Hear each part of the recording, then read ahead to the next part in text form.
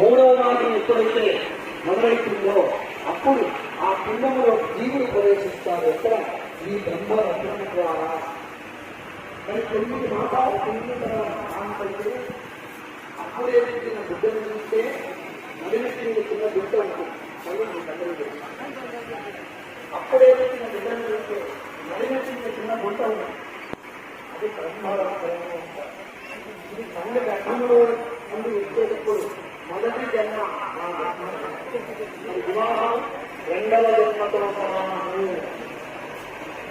అంటే వివాహంలో మంచి లగ్నంలో ఈ చిలకల లగ్నం ఒకరిని స్థితిలో ఒకరు చేసుకోవచ్చు.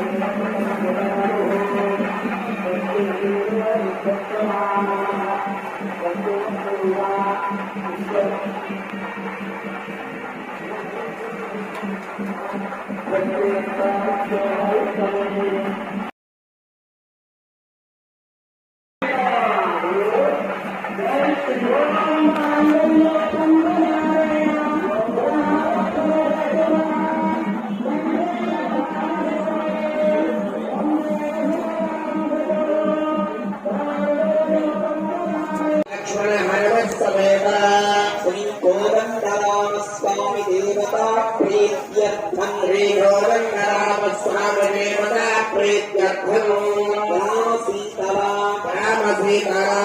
నాభిశిలా దేవతాముద్దిశ్య